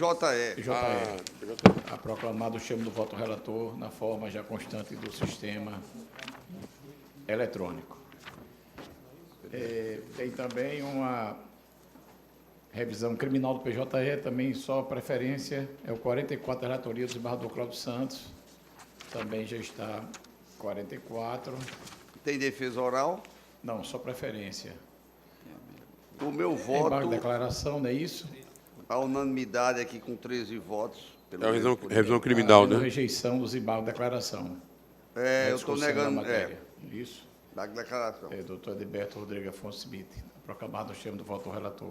PJE, o 4, é um agravo interno da relatoria do desembargador Cláudio Santos, também está no sistema. É um agravo interno. Até porque não pode se conceder Isso, não tem, assim liminarmente, né? Isso, Não há a óbice legal, Isso. embora se vá verificar o direito de fundo no mérito, No né? mérito, isso. Eliminar contra a Fazenda Pública, né? É isso, tem lei expressa que veda isso. Vossa Excelência está mantendo a decisão para analisar no mérito com mais profundidade, não é isso? Exatamente. Doutor Marcos Vinícius Santiago de Oliveira. Então, está sendo mantida a decisão para se analisar no mérito. Em um outro aqui, desembargador Ibanez, o 46, então está proclamado o chamo do voto relator também do procedimento judicial eletrônico. 46. É uma ADI, desembargador Ibanez. Tem uma inscrição para sustentação oral da ADI.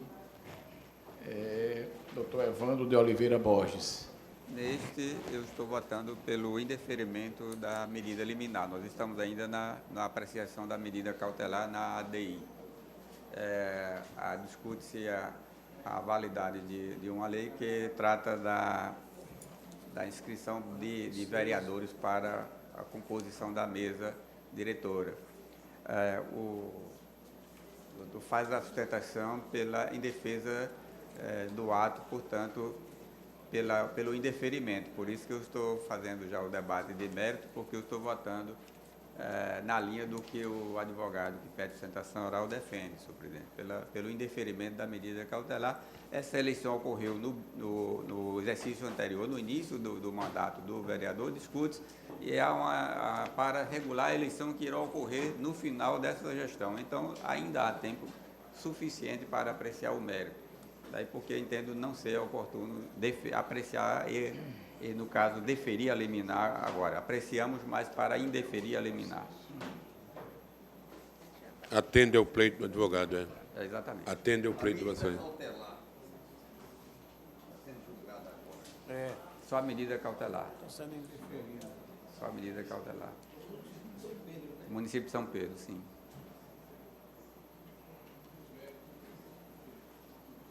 O mérito aí será julgado posteriormente. Está só analisando a medida liminar. E a medida liminar indeferida. Isso está proclamado o chamo do voto relator, conforme já os votos manifestados Antecipação no de sistema votos. judicial eletrônico. Unanimidade, né, Excelência? Unanimidade, inclusive. Agradeço ao doutor Evandro aí a compreensão. Retornar à pauta física, não tem mais preferência no judicial eletrônico. O primeiro é o mandato de segurança da relatoria do desembargador Cláudio Santos. O primeiro impetra a associação dos inspetores do Tribunal de Contas do Estado do Rio Grande do Norte, advogado João Paulo dos Santos Melo, impetrado o presidente do Tribunal de Contas do Estado do Rio Grande do Norte, procuradora Lúcia de Fátima Dias Fagundes Consentino. Eu vou ler a ementa, se não for suficiente, o voto está disponibilizado. Isso.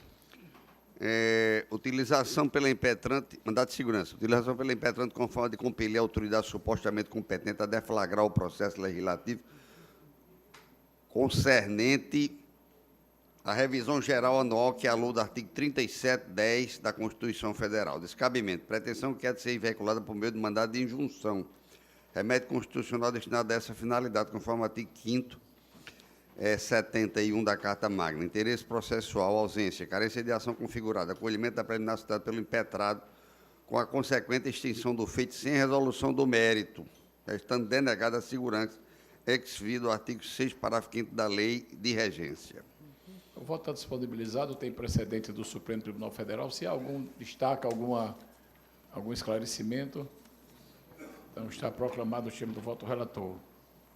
Está a pauta do dia. O 2 é o mandato de segurança, relatoria, desembargadora Judite. Está em mesa, desembargadora? Tá, Excelência. Excelência, Esse caso pode... é simples, é aquele caso de aposentadoria especial, insalubridade.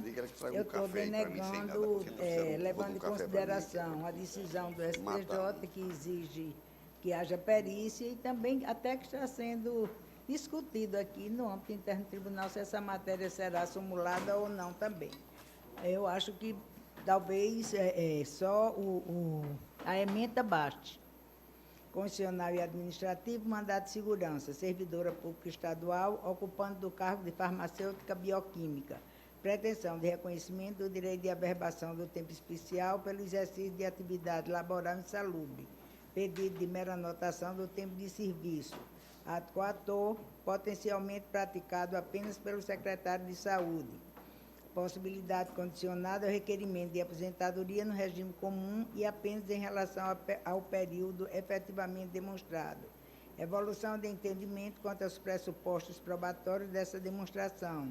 Aplicação do entendimento assente no Superior Tribunal de Justiça, no agravo em recurso especial, número aqui declinado. Ausência de comprovação da insalubridade pelo meio próprio. Prova pericial exigida, denegação da segurança. É assim que eu estou votando, Excelência. A Corte tem uma posição diversa, por maioria, que agora está se adequando a essa nova posição do Superior Tribunal. Há algum esclarecimento, alguma divergência? E é feita essa menção dessa circunstância do voto. E nós temos essa posição, então precisa até fazer essa adequação desse novo entendimento. Então, todos acompanham? Então, está proclamado o termo do voto da relatora, a unanimidade de votos. É o 3 também da relatoria de Vossa Excelência, continuo com a palavra, desembargadora Judite. Pois não. É a mesma matéria, desembargadora? É o que eu ia dizer. Isso. Mas já que se adiantaram, pronto, então, está julgado. É a mesma matéria, Vossa Excelência está mantendo o mesmo entendimento. Então, está proclamado pela denegação da segurança, já é adequação a esse novo entendimento do Superior Tribunal de Justiça. É o terceiro.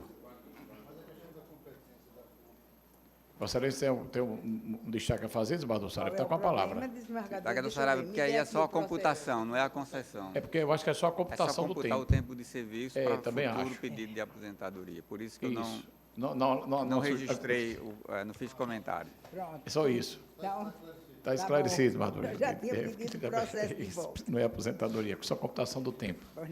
O 4 é um mandato de segurança da natureza, desembargador Cornélio. Está em mesa, Excelência? Pode identificar, relatar e votar. Está com a palavra, desembargador Cornélio. Pois não. Mandato de segurança com a liminar 2016-0038-864.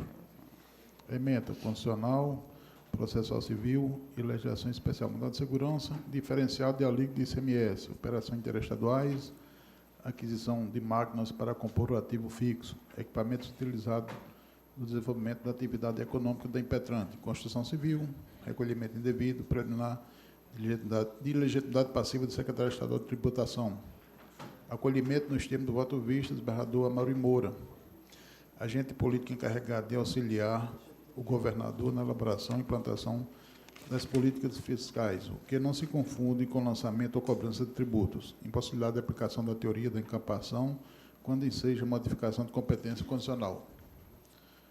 Posicionamento em conformidades com o precedente do STJ e jurisprudência dessa Corte de Justiça, denegação da segurança. Algum esclarecimento, algum detalhe? Proclamada a unanimidade do estilo de voto do relator. Pauta anterior tem uma ação rescisória da relatoria do desembargador Cláudio Santos. Eu acho que denota, que está pelo menos só as iniciais ou não. Sei que procedimento é esse, algum impedimento, alguma... Ação rescisória, número 5, né, da pauta Isso, física, né?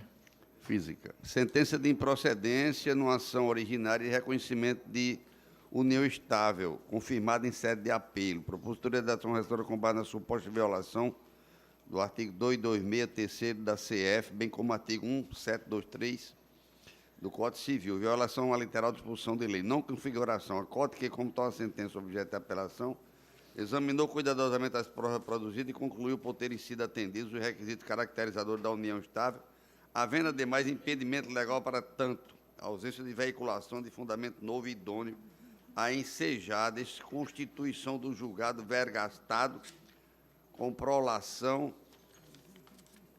do julgamento. Mera inconformidade da parte com pressão de discussão da matéria, sucedendo recursal, procedência do pedido, conforme o voto já disponibilizado, excelência. O voto do relator foi disponibilizado. A precedente do Superior Tribunal de Justiça sobre a matéria e também desta Corte de Justiça. Se há algum destaque, algum esclarecimento? Improcedência. Acompanha? Então está proclamada a unanimidade do cheiro do voto do relator. O 6 também é uma ação rescisória. A relatora Esbarrador Cláudio está com a palavra, Esbarrador Cláudio. Excelência Francisca Barbosa de Souza e Lenice Ferreira Barbosa. Isso. Anulação do negócio jurídico, doação. Celebração de pacto, alegação de coação na reserva do pacto. Análise da demanda pelo juiz de primeiro grau, considerando como causa do pedido jurídico a suposta existência de erro. Violação ao princípio da congruência, configuração, sentença extra petita e, portanto, nula. Juízo rescisório, elementos probatórios contidos nos atos que se revelam suficientes a demonstrar a efetiva existência de coação para a realização do negócio jurídico, ensejando a nulidade da escritura pública de doação formalizada, cuja presunção de veracidade é relativa, admitindo produção de prova em contrário. O que restou demonstrado na hipótese dos autos, demanda que se aproveitou da condição de idosa da autora, com saúde debilitada, possuidora como tal de capacidade cognitiva e discernimento inferiores às outras pessoas, para compeli-la a entabular o negócio jurídico em questão, que ele foi benéfico, inclusive se valendo de ameaça, vício de vontade caracterizado. Aqui se trata de uma velhinha muito frágil, fisicamente, psiquicamente, muito frágil. Esse processo eu a recebi no meu gabinete, ela não tem parentes, não tem família, não tem ninguém, a única coisa que ela tem é uma pequena aposentadoria, e essa senhora que foi lá cuidar dela. Ela foi induzida... 5 anos, né? Foi induzida, ela foi, enfim, envolvida numa ambientação propícia para que ela doasse a única casa dela a essa pessoa que depois a distratou, a tratou mal, enfim. Eu, particularmente, verifiquei todos os aspectos desta demanda, questões subjetivas que só o magistrado pode aferir, inclusive na visita que essa senhora me fez, e eu estou julgando procedente porque realmente houve vício na vontade dela da doação, até porque depois da doação tudo mudou. Tudo mudou. De formas que o voto está exposto, está bem, no meu limitado entendimento, está bem escorçado na jurisprudência e também na justiça que o caso merece. Por isso, senhor presidente, eu estou fazendo essas breves considerações, está à disposição aí dos ilustres pares. O voto do relator está disponibilizado. Se há algum esclarecimento, alguma dúvida... Está bem detalhado. Isso, e tem, Vossa Excelência cita vários precedentes sobre a matéria. Então, está proclamada a unanimidade do cheiro do voto do relator. O 7 é uma ação direta de constitucionalidade, também da relatoria do Vossa Excelência. Se tiver em mesa, pode identificar, relatar e votar. Excelência, o Procurador-Geral de Justiça do Estado do Rio Grande do Norte da Assembleia Legislativa. Eu vou ler também a ementa. Classificação de visão monocular como deficiência visual. Isso. Essa aqui é a questão. Alegada ofensa à competência concorrente estabelecida no artigo 20, inciso 14 da Constituição Estadual, por suposta incompatibilidade da lei impugnada com o decreto federal, 5.296/04, inocorrência. Lei estadual que se alinha ao entendimento dos tribunais superiores. Política nacional de acessibilidade que visa a proteger todas as pessoas desprovidas de integridade física e mental, promovendo a inclusão no meio social e garantindo a proteção da dignidade da pessoa humana. Jurisprudência majoritária que classifica a visão monocular como deficiência visual, inclusive para fins tributários. Súmula 377 do STJ e súmula 45 da Advocacia Geral da União. Precedente do STJ, bem como do Supremo. Pretensão julgada improcedente. Lei Estadual 96, 97 e 13, declarada constitucional. Eu trago, inclusive, entendimentos sufragados pela súmula 377 do STJ, súmula 41 da Advocacia Geral da União e decisão do Supremo, da lavra do ministro Roberto Barroso, agora, que diz que a jurisprudência do Supremo assentou o entendimento que o candidato com visão monocular é deficiente física. Então, estou julgando improcedente, mais uma vez na pretensão do Ministério Público, a essa ação direta de inconstitucionalidade. O voto está disponibilizado. Se há algum destaque, alguma dúvida, então, todos acompanham. Está proclamado a unanimidade do cheio do voto do relator. O oitavo é o embargo de declaração em revisão criminal da relatoria do desembargador Cláudio Santos. Vossa Excelência continua com a palavra. Excelência, os embargos descritos por Vossa Excelência, numa revisão criminal, alega omissão e erro de fato. Eu estou lendo aqui a emenda: inexistência dos vícios, recursos cujo provimento se condiciona à configuração de uma das hipóteses elencadas no artigo 619 do Código de Processo Penal. Pretensão de reanálise da prova devidamente valorada por ocasião do exame da revisão criminal. Omissão inexistente. Prova nova produzida com atendimento ao princípio do contraditório em sede de justificação criminal. Legitimidade da prova. Depoimentos, ademais, harmônicos e categóricos, aptos a infirmar a prova em que se lastreou o decreto condenatório. Pedido revisional julgado procedente. Absolvição, possibilidade, alegação de erro de fato, descabimento, conhecimento e rejeição dos embargos declaratórios. Há aqui também os embargados em iniciais,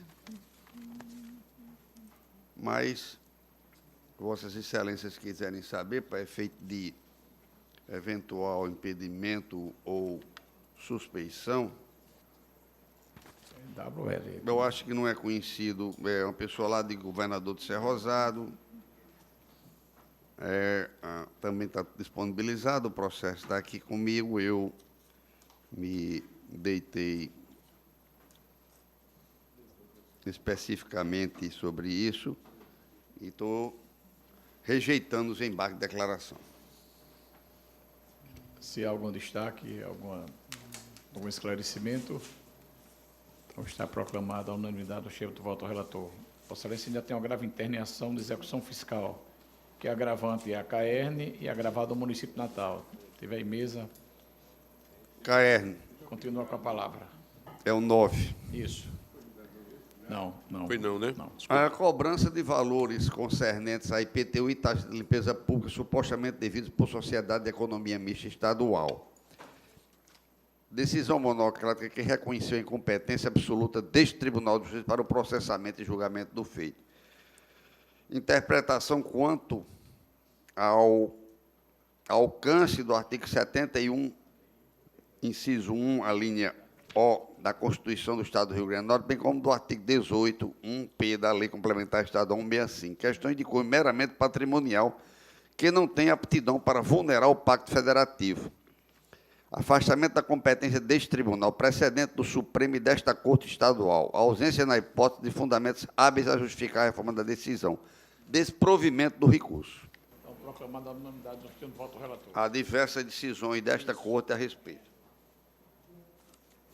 Ainda de Vossa Excelência tem um agravo interno em ação de execução fiscal também, que é município de Natal, é o agravante e agravado em GERN, empresa gestora de ativos do Rio Grande do Norte. Vossa Excelência continua com a palavra, senador Cláudio. Também IPTU e taxa de limpeza pública.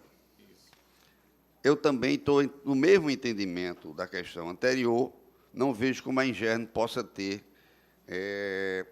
foro aqui nesse tribunal, de maneiras que eu estou mantendo a minha decisão da incompetência desse Tribunal de Justiça para julgar tal feito. Alguma divergência, algum esclarecimento? Então, proclamada a unanimidade do chefe de voto do relator. Moção rescisória 11, relatoria do desembargador Saraiva. Senhor presidente em mesa, senhor presidente. Autor Francinete Maia da Silva e requerido Flávio Eduardo de Paiva e outra. A emenda também resolve processo penal rescisória, ação combinatória, revelia decretada originariamente, citação ultimada por via postal, chamamento efetivado no mesmo endereço onde ocorreu anterior notificação extrajudicial, exíguo lapso temporal entre as mensagens, ausência de nulidade, mera resistência da autora em cumprir com a obrigação contratual anteriormente assumida, insubsistência até de vilipêndio da disposição de lei, improcedência do pedido rescisório. É como voto, senhor presidente, de consonância com a 17ª Procuradoria de Justiça. Voto está disponibilizado se há algum esclarecimento, alguma divergência. Proclamada a unanimidade do chefe de voto do relator. Seguinte é um agravo interno em recurso extraordinário, em ação civil originária. Agravante município de Mossoró, agravado Estado do Rio Grande do Norte. Desembargador Vigílio está com a palavra, o relator. Senhor presidente, processo identificado. Trata-se de matéria repetitiva, já do conhecimento aqui da Câmara, que eu digo o seguinte na emenda: processual civil, agravo interno, decisão que inadmitiu o recurso extraordinário, aplicação de paradigma julgado em série de repetição geral, tema 653, repartição de receitas tributárias, ICMS, decisão recorrida de que se alinhou a orientação fixada pelo Supremo, argumentação do agravante suficiente a ensejar a modificação do decisivo, agravo interno conhecido desprovido. É como eu voto. Algum destaque? Sem divergência. A unanimidade do chefe de voto do relator. Pauta do dia 14. É uma execução em mandado de segurança da relatoria do desembargador Saraiva. Podem identificar, relatar e votar. Pois não, senhor presidente, impugnante impugnação cumprimento de sentença em mandado de segurança, impugnante Estado do Rio Grande do Norte, impugnado de Holanda Maia, Holanda. Senhor presidente, também matéria conhecida, a emenda diz o seguinte: voto disponibilizado. Impugnação cumprimento de sentença em mandado de segurança, aposentadoria especial médica, concessão da ordem com vencimentos integrais de assegurada paridade, excesso nos cálculos e as encomendas, ausência de desconto dos meses anteriormente recebidos, consoante ficha financeira acostada aos autos, acolhimento dos cálculos do Estado, impugnante, procedência da ação, senhor presidente. Algum destaque? O voto está disponibilizado. Está proclamada a unanimidade do chefe de voto do relator. Tem um agravo interno em embargo de declaração no mandado de segurança. É o 15, relatoria do desembargador Amilcar. Senhor presidente, a questão de fundo que se trata nessa matéria tem a ver, apenas para esclarecimento, eu estou fazendo essa ressalva, tem a ver com aquela questão das aposentadorias por tempo de insalubridade. Mas essa decisão foi adotada pelo tribunal já bem antecedente a essa questão, aos precedentes recentes da Corte Superior. Entretanto, o que se discute no presente agravo não tem nada a ver com a questão de mérito, é apenas uma questão processual. É esse destaque que eu faço e lerei a emenda. Agravo interno, embargo de declaração, em mandado de segurança. Decisão agravada que não conheceu do segundo recurso de embargo de declaração por manifesta inadmissibilidade. Razões recursais que se insurgem contra os fundamentos de acórdão anterior, o qual não foi oportunamente embargado, ente público que tomou conhecimento do primeiro acórdão mediante ciência pessoal, com carga dos autos, preclusão da faculdade processual de embargar o acórdão de mérito do mandamos, manutenção da decisão internamente agravada, conhecimento do desprovimento do agravo interno, senhor presidente. Desprovimento, o voto está disponibilizado. Se há algum destaque, então está proclamado o chefe de voto do relator, unanimidade. 17, embargo de declaração em recurso extraordinário em ação civil originária. Desembargador Vigílio, está com a palavra. É o 17. Ao 17, senhor presidente, eu digo matéria também repetitiva do presidente da vice-presidência, são os embargos de declaração processual civil Decisão que inadmitiu agravo interno, repercussão geral, julgamento do paradigma no RE 705-423, Sergipe, tema 653, decisão objulgada que auxiliou a orientação fixada pelo Supremo, repartição de receitas tributárias de ICMS, pretensão de rediscutir a matéria julgada, já impossibilidade, rejeição dos embargos, senhor presidente. Algum destaque? Então, proclamado o termo de voto do relator. O 21, é o embargo da declaração e mandado de segurança, relatoria do desembargador Cornélio. Está em mesa, excelência. Tá, sim, senhor presidente. No mesmo sentido da anterior, acolhendo aqui os aclaratórios, para suprir a omissão apontada, imprimir-lhes efeito infringente, no sentido de reconhecer a legitimidade passiva do secretário de Estado para figurar como autoridade coatora em mandado de segurança, em que se discute incidência de tributos e, em consequência, extinguir o feito sem resolução do mérito, com base no artigo 330, inciso 2 e 485, inciso 1 do CPC. O voto do relator está disponibilizado. Se há algum destaque? Legitimidade do secretário de tributação. Isso. Então, está proclamada a unanimidade nos termos do voto do relator. A pauta do processo físico está esgotada. Agora vamos para o PJE, com exceção dos que foram retirados de pauta, de mesa, aliás. E se há algum destaque, alguma... O 47 tem alguma divergência, mas já está constando no sistema. Se há fóruns que não estão em mesa, se há alguma... ou adiados, se há alguma... Pois não, senhor presidente, apenas lembrar que o número 19 do PJE da minha relatoria não mesa, viu? Isso, está feita a anotação aqui. Está constando, tá. Então, todos estão já no sistema, os votos foram proferidos e estão proclamados nos termos já constantes do sistema do processo judicial eletrônico. Há algum processo em mesa que independa de pauta? Não tem mais, não havendo mais nada a ser tratado, agradecendo a presença de todos, declaro encerrada a presente sessão.